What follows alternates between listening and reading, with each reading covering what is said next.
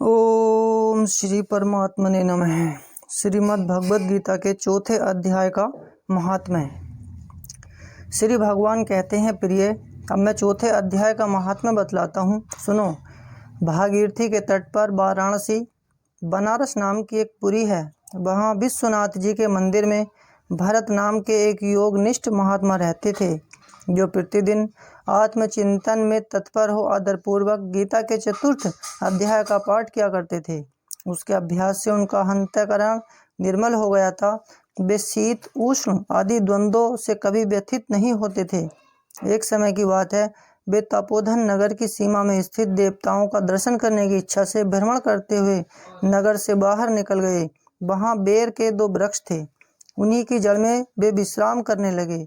एक वृक्ष की जड़ में उन्होंने अपना मस्तक रखा था और दूसरे वृक्ष के मूल में उनका एक पैर टिका हुआ था।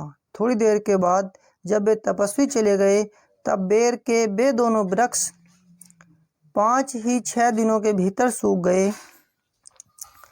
उनमें पत्ते और डालियां भी नहीं रहीं। तत्पश्चात वे दोनों वृक्ष कहीं ब्राह्मणों के पवित्र गृह में 2 कन्याओं के रूप में उत्पन्न हुए।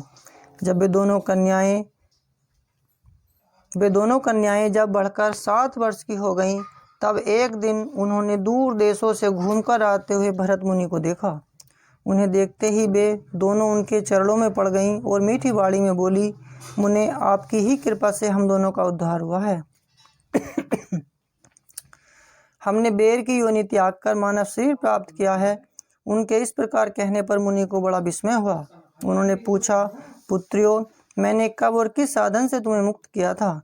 साथ ही यह भी बताओ कि तुम्हारे बेर के वृक्ष होने में क्या कारण था, क्योंकि इस विषय में मुझे कुछ भी ज्ञात नहीं है।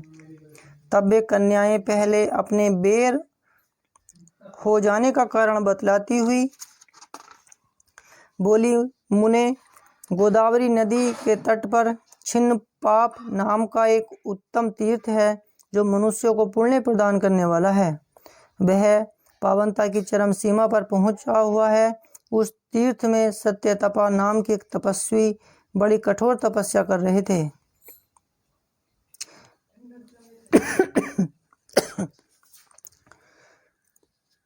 वे ग्रीष्म ऋतु में प्रज्वलित अग्नियों के बीच में बैठते थे।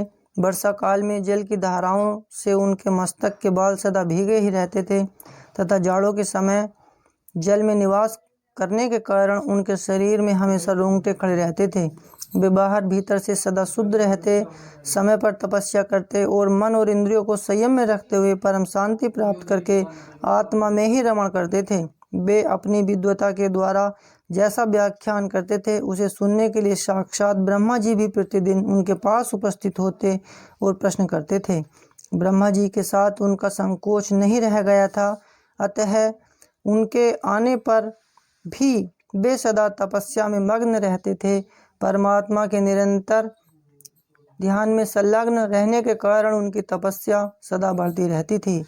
सत्यतपा को जीवन मुक्त के समान मानकर इंद्र को अपनी समृद्धिशाली पद के संबंध में कुछ भय हुआ। तब उन्होंने उनकी तपस्या में सैकड़ों विघ्न डालने आरंभ किए। अप्सराओं के समुदाय से हम दोनों को बुलाकर इंद्र ने इस प्रकार आदेश दिया, तुम दोनों उस तपस्वी की तपस्या में विघ्न डालो जो मुझे इंद्र पद से हटाकर स्वयं स्वर्ग का राज्य भोगना चाहता है।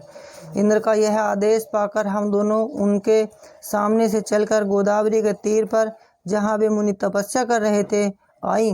वहाँ मंद मंद एवं गंभीर स्वर से बजते हुए मृदंग और मधुर वेणुनाद के साथ हम दोनों ने अन्य अप्सराओं सहित मधुर स्वर में गाना आरंभ किया।